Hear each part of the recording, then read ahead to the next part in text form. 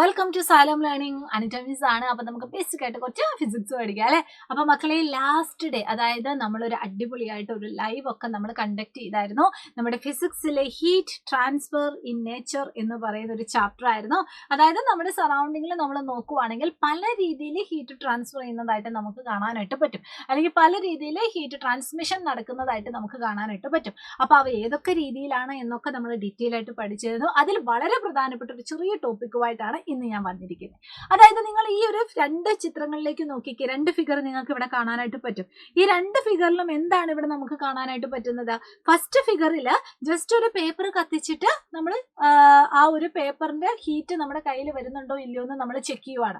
സ്വാഭാവികമായും ആദ്യം നമ്മൾ വെച്ചാലും നമുക്ക് കയ്യിൽ ചൂട് വരത്തില്ല. പക്ഷെ അല്പസമയത്തിന് ശേഷം ആ ഒരു പേപ്പർ കത്തി തീരുന്നതിനനുസരിച്ച് നമുക്ക് ആ ഒരു ഹീറ്റ് നമുക്ക് എക്സ്പീരിയൻസ് ചെയ്യാനായിട്ട് പറ്റും. ഇനി രണ്ടാമത്തെ ഫിഗറിൽ ജസ്റ്റ് ഒരു മെറ്റൽ സ്ട്രിപ്പോ അല്ലെങ്കിൽ ഏതെങ്കിലും ഒരു ഹാക്സോ ബ്ലേഡോ നമ്മൾ ഇതുപോലെ യൂസ് ചെയ്തിട്ട് ഹീറ്റ് ആക്കുന്ന സമയത്ത് അല്പസമയത്തിന് ശേഷം ആ ഒരു ഹീറ്റ് നമ്മുടെ കയ്യിലേക്ക് വരുന്നതായിട്ട് നമുക്ക് കാണാൻ പറ്റും. അതായത് ഹീറ്റ് എന്ന് പറയുന്നത് ഒരു പ്ലേസിൽ നിന്നും മറ്റൊരു പ്ലേസിലേക്ക് ഇങ്ങനെ ട്രാൻസ്ഫർ ചെയ്യുന്നുണ്ട് എന്ന് നമുക്കറിയാം. അപ്പൊ ഇതിനെ നമ്മൾ വിളിക്കുന്ന പേരാണ് ഹീറ്റ് ട്രാൻസ്മിഷൻ എന്ന് പറയുന്നത്. എന്താണ് ഹീറ്റ് ട്രാൻസ്മിഷൻ എന്ന് മക്കൾ ആലോചിക്കുക. ഹീറ്റ് ട്രാൻസ്മിഷൻ എന്ന് പറയുന്നത് flow of heat from one place to another place. ഇതാണ് ഹീറ്റ് ട്രാൻസ്മിഷൻ എന്ന് പറയുന്നത്. അപ്പൊ ഹീറ്റ് ട്രാൻസ്മിഷന്റെ വളരെ പ്രധാനപ്പെട്ട ഒരു മാർഗമാണ് കണ്ടക്ഷൻ എന്ന് പറയുന്നത്. അപ്പൊ കണ്ടക്ഷൻ എക്സ്പ്ലെയിൻ ചെയ്യാനായിട്ട് ഏറ്റവും ബെസ്റ്റ് എക്സാമ്പിൾ ആണ് ഇവിടെ കൊടുത്തിരിക്കുന്നത്. ഇവിടെ ജസ്റ്റ് നിങ്ങൾക്ക് ഒരു മെറ്റൽ സ്ട്രിപ്പോ അല്ലെങ്കിൽ ഒരു ഹാക്സോ ബ്ലേഡ് ആയിട്ടും നിങ്ങൾക്ക് കരുതാം, ഏതാണേലും കുഴപ്പമില്ല, അത് നിങ്ങൾക്ക് കാണാനായിട്ട് പറ്റും. ഇനി ആ ഒരു ഹാക്സോ ബ്ലേഡില് 2-3 നീഡിലോ അല്ലെങ്കിൽ 2-3 പിന്നെ ഒരു പെർട്ടിക്കുലർ ഡിസ്റ്റൻസിൽ ഇവിടെ അറ്റാച്ച് ചെയ്ത് വെച്ചിട്ടുമുണ്ട്. ഇനി എന്താണ് ഇവിടുത്തെ ആക്ടിവിറ്റി എന്ന് പറഞ്ഞാലോ, നമ്മൾ എന്ത് ചെയ്യുന്നു, ജസ്റ്റ് നമ്മൾ ഒരു ക്യാൻഡിൽ യൂസ് ചെയ്തിട്ട് നമ്മൾ ആ ഒരു ഹാക്സോ ബ്ലേഡിന്റെ ഒരു എൻഡ് നമ്മൾ ഹീറ്റ് ആക്കാനായിട്ട് പോവാണ്, അല്ലെങ്കിൽ ചൂടാക്കാനായിട്ട് പോവാണ്. അങ്ങനെ ചൂടാക്കുമ്പോൾ അല്പസമയത്തിന് ശേഷം ഓരോ ഓരോ ഓരോ നീഡിൽ അല്ലെങ്കിൽ ഓരോ ഓരോ ഓരോ പിന്ന് വീതം താഴോട്ട് വീഴുന്നതായിട്ട് നമുക്ക് കാണാനായിട്ട് പറ്റും. അപ്പൊ അത് വീഴുന്നതിന്റെ ക്രമം എങ്ങനെയാണ്? ഏറ്റവും ആദ്യം ഏത് പിന്നിലേക്കാണോ ഹീറ്റ് വരുന്നത് അതാണ് ഏറ്റവും ആദ്യം താഴോട്ട് വീഴുന്നത്. പിന്നീട് ഇത് താഴോട്ട് വീഴും, പിന്നീട് ഇത് താഴോട്ട് വീഴും. അപ്പൊ അത് എന്തുകൊണ്ടാണ് താഴോട്ട് വീഴുന്നത്? കാരണം എന്താണ്? ഇതിപ്പോ ഒരു ഹാക്സോ ബ്ലേഡ് ആണ് നമ്മൾ കൺസിഡർ ചെയ്യുന്നെങ്കിൽ, അല്ലെങ്കിൽ സോളിഡ് ആണ് നമ്മൾ കൺസിഡർ ചെയ്യുന്നെങ്കിൽ, സോളിഡിന്റെ ഉള്ളിലെ മോളിക്യൂൾസ് അല്ലെങ്കിൽ പാർട്ടിക്കിൾസ് എന്ന് പറയുന്നത് ക്ലോസ്ലി പാക്ഡ് ആയിരിക്കും. അതിങ്ങനെ ക്ലോസ്ലി പാക്ഡ് ആയതുകൊണ്ട് തന്നെ ഒരു പാർട്ടിക്കിളിന് വരുന്ന ഹീറ്റ് അത് എന്ത് ചെയ്യും, അടുത്ത പാർട്ടിക്കിളിലേക്ക് അതിങ്ങനെ ട്രാൻസ്ഫർ ചെയ്യും.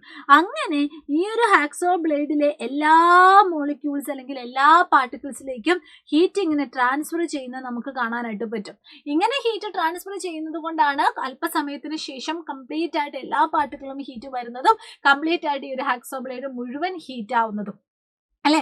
അപ്പൊ ആ ഒരു ഹീറ്റ് ട്രാൻസ്ഫർ ചെയ്യുന്നതിനനുസരിച്ചാണ് ഓരോ നീഡിൽ അല്ലെങ്കിൽ ഓരോ പിന്നും താഴെ വീഴുന്നതായിട്ട് നമുക്ക് കാണാനായിട്ട് പറ്റും. അപ്പൊ അത് കുറച്ചും കൂടി വ്യക്തമാക്കാനായിട്ട് നിങ്ങൾക്ക് ഈ ഒരു സ്ലൈഡ് യൂസ് ചെയ്യാൻ പറ്റും. കാരണം ഇവിടെ സോളിഡ്സിലുള്ള മോളിക്യൂൾസിന്റെ അല്ലെങ്കിൽ സോളിഡ്സിലുള്ള പാർട്ടിക്കിൾസിന്റെ ആ ഒരു അറേഞ്ച്മെന്റ് ആണ് കാണുന്നത്. വളരെ ക്ലോസ്ലി പാക്ഡ് ആയിരിക്കും. ക്ലോസ്ലി പാക്ഡ് ആയതുകൊണ്ട് തന്നെ ഒരു പാർട്ടിക്കിളിനെ നമ്മൾ ഹീറ്റ് ചെയ്താൽ അല്ലെങ്കിൽ ഒന്നിനെ ഒരു വാമാക്കിയാൽ അത് ഓട്ടോമാറ്റിക്കലി അതിന്റെ നിയറസ്റ്റ് ആയിട്ടുള്ള പാർട്ടിക്കിൾസിലേക്കും അത് ട്രാൻസ്ഫർ ചെയ്യും. അങ്ങനെ അങ്ങനെ അങ്ങനെ എല്ലാ പാർട്ടിക്കിൾസിനും ഇവിടെ പറയുന്ന ഹീറ്റ് അനുഭവപ്പെടും. അപ്പൊ ഈ ഒരു മെത്തേഡിനെ നമ്മൾ വിളിക്കുന്ന പേരാണ് കണ്ടക്ഷൻ എന്ന് പറയുന്നത്. ഇത് മൂലമാണ് ഓരോ പിന്നും താഴോട്ട് വീഴുന്നത്.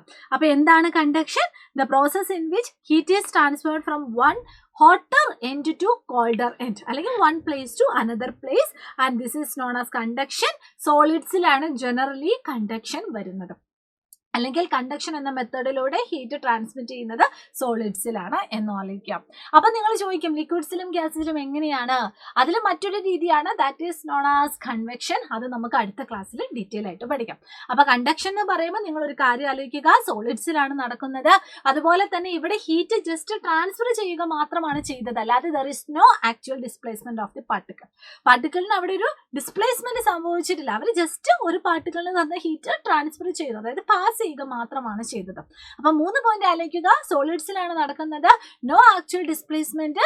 അതുപോലെ തന്നെ ഹോട്ട് ആയിട്ടുള്ള എൻഡിൽ നിന്നും കോൾഡ് ആയിട്ടുള്ള എൻഡിലേക്കാണ് ഇവിടെ ഹീറ്റ് ട്രാൻസ്ഫർ ചെയ്യുന്നത്. ഓക്കെ അല്ലേ? അപ്പൊ ഇത്രയും കാര്യങ്ങളേ ഉള്ളൂ. ഇതിന്റെ നെക്സ്റ്റ്, അതായത് കൺവെക്ഷനെ പറ്റിയും അതുപോലെ തന്നെ റേഡിയേഷനെ പറ്റിയും ഒക്കെ നമുക്ക് ഇനി അടുത്ത ദിവസം കാണാം. അപ്പൊ എല്ലാ മക്കൾക്കും all the very best and thank you so much. By.